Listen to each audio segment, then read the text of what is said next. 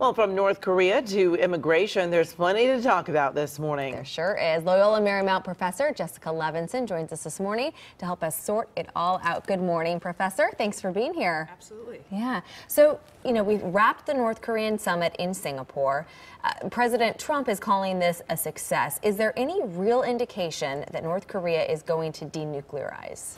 Well, there's the same indication that there has been every time that North Korea has promised to calm things down to denuclearize. I think that if you look at kind of who got what out of the summit, there's a lot more to list under the North Koreans. I mean, they got the exercises now, the war games will be eliminated. They got legitimacy on a national stage. And so I think that if you were to rank it, their wins are much greater.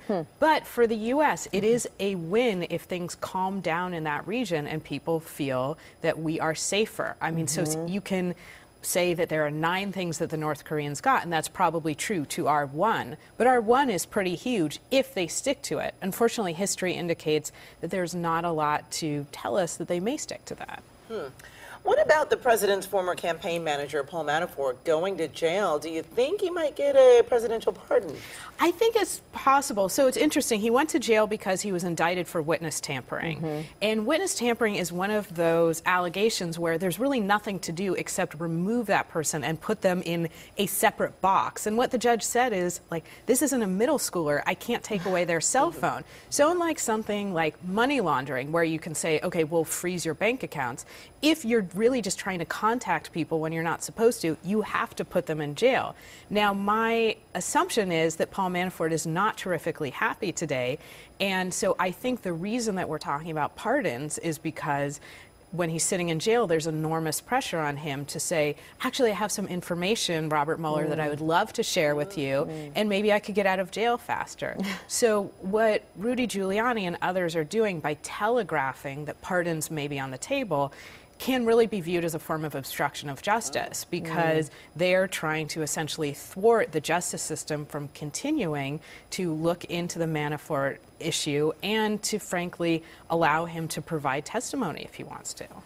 Dangling a little carrot, perhaps. All right, let's move toward immigration. The GOP moving toward a compromise bill, and they seem to be covering a lot of ground until the president said he was not going to sign it. So what happened? So I think that this is one of the things that's been enormously frustrating for Congress in so many different areas, where it looks like the president is with them and it looks like he says yes to one thing and then he says no. I have a feeling that there's still time for the president to change his opinion. I mean, if there's still 1 more hour, there's still more time for the president to change his opinion.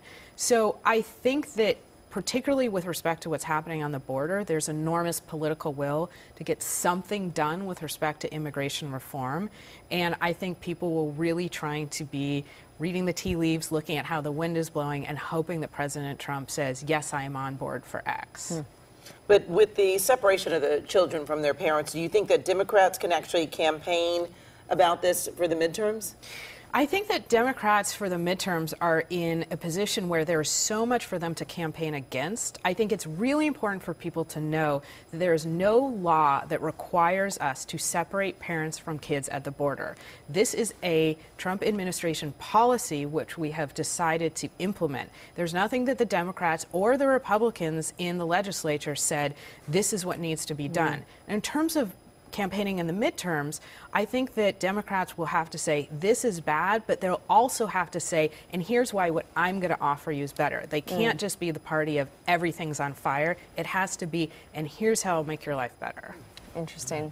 Thank you, Professor. Thank you. We appreciate your insight as always on this Saturday morning.